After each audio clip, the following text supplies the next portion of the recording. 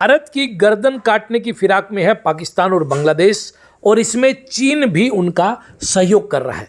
जी हाँ, भारत के chicken neck के पास पहुंच गई है पाकिस्तानी सेना। बांग्लादेश वाले मोहम्मद यूनुस ने तो हद ही कर दी, जब 54 साल बाद पाकिस्तानी सेना के अधिकारियों ने जो है बांग्लादेश में कदम रखा है। 1971 में जब से बांग्लादेश आज़ाद हुआ, पाकिस्तान से, ईस्ट पाकिस्तान से बांग्लादेश बना, तब से ये पहली बार है कि बांग्लादेश दोस्ती कर रहा है पाकिस्तान से, और मोहम्मद यूनुस और उनके लोग लगातार भारत विरोधी गतिविधियों में लिप्त हो रहे हैं। भारत और बांग्लादेश के बीच जारी सीमा तनाव में अब पाकिस्तान की एंट्री हो गई है। दरअसल पाकिस्तानी सेना और आईएसआई की एक टीम ने हाल ही में बांग्लादेश के रंगपुर का दौरा किया।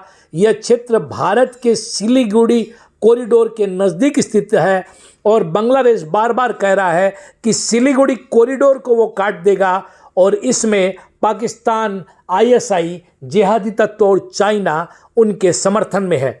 इस दौरे से भारत की टेंशन बढ़ी है। बांग्लादेश की अंतरिम सरकार के मुखिया मोहम्मद यूनुस भारत विरोध में कुछ भी कर गुजरने को तैयार है। यही कारण है कि उन्होंने हाल ही में पाकिस्तानी सेना के उच्च अधिकारियों के प्रतिनिधि मंडल को भारत के चिकन नेक के पास सिलीगुड़ी कॉरिडोर के पास स्थित रंगपुर का दौरा कराया। रंगपुर रणनीतिक रूप से बहुत महत्वपूर्ण स्थान है। ऐसे में पाकिस्तानी सेना के वरिष्ठ अधिकारियों का यह दौरा भारत की टेंशन बढ़ा सकता है, वह भी तब जब इस चिकन नेक के दूसरी ओर चीन की नज़र भी गड़ी हुई है। सिलीगुड़ी कॉरिडोर भारत के पश्चिम बंगाल में स्थित एक संकरी भूमि पट्टी है। यह पूर्वोत्तर राज्यों को देश के बाकी हिस्सों से जोड़ता है। इस चिकन नेक के नाम से यह भी इसलिए भी जाना जाता है कि ये एक बहुत ही संकरा जो है एक छोटा जो रास्ता है, जिससे पूर्वोत्तर पूरे भारत से जुड़ता है। यह भू राजनीतिक, आर्थिक और सुरक्षा के लिहाज से बहुत महत्वपूर्ण स्थान है। यह कॉरिडोर नेपाल, भूटान और बांग्लादेश की सीमा से सटा है।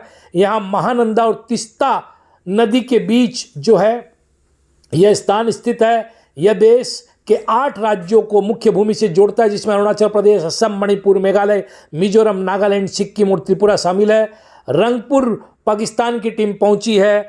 इससे भारत को खतरा बढ़ गया है। रिपोर्ट के अनुसार पाकिस्तानी सेना और खुफिया agency inter services intelligence ISI के वरिष्ठ अधिकारियों की 4 सदस्यीय टीम ने 21 जनवरी को बांग्लादेश के रंगपुर जिले में गुप्त दौरा किया। बांग्लादेश के शीर्ष सुरक्षा अधिकारियों ने खुलासा किया कि पिछले सप्ताह की शुरुआत में इस्लामाबाद दौरे के दौरान सशस्त्र प्रभाग में प्रधान कर्मचारी अधिकारी पीएसओ लेफ्टिनेंट जनरल एसएम कमर उल हसन द्वारा पाकिस्तानी सेना और आईएसआई को दिए गए निमंत्रण के बाद पाकिस्तानी अधिकारी बांग्लादेश के दौरे पर आए थे। पाकिस्तानी प्रतिनिधिमंडल में कौन कौन शामिल था? ढाका में सूत्रों ने बताया कि पाकिस्तानी सैन्य अधिकारियों को बांग्लादेशी सेना के हेलीकॉप्टर से रंगपुर ले जाया गया। उसके बाद संभवतः संवेदनशील चटगांव हिल ट्रैक्ट CHT के लिए रवाना हुए। बांग्लादेश का दौरा करने वाले पाकिस्तानी प्रतिनिधिमंडल में आईएसआई प्रमुख लेफ्टिनेंट जनरल मोहम्मद असीम मलिक, मेजर जनरल शाहिद आमिर, अफसर मेजर जनरल आलम आमिर अवान और मोहम्मद उस्मान जतीफ शामिल थे।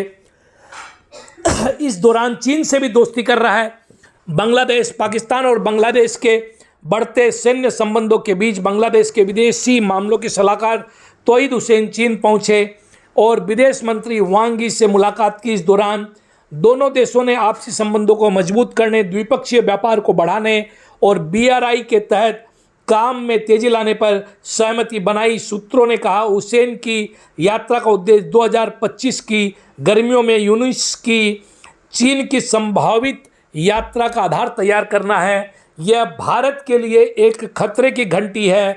पहले भारत के 2 फ्रंट जो थे वो शत्रुओं से घिरे हुए थे, पाकिस्तान और चाइना। अब उसमें बांग्लादेश भी शामिल हो गया। अपने पर तमाम एहसानों को भूलकर एहसान फरामोश बांग्लादेश अब पाकिस्तान के साथ शामिल हो गया। उस पाकिस्तान के साथ जिसने लाखों बांग्लादेशियों को, बंगाली मुसलमानों को, बंगालियों को न सिर्फ मारा बल्कि बच्चों, बूढ़ों और महिलाओं तक को नहीं बख्शा।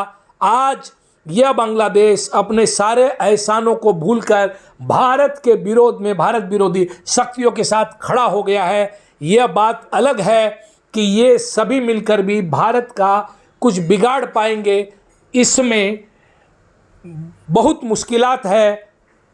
भारत अपनी सीमाओं की सुरक्षा करने में सक्षम है, किंतु बांग्लादेश ने जो दुश्मनी भारत के साथ शुरू की है, उसके परिणाम निश्चित रूप से बांग्लादेश को भुगतने पड़ेंगे और उसका हाल भी पाकिस्तान जैसा होने में बहुत ज़्यादा दिन नहीं लगेंगे।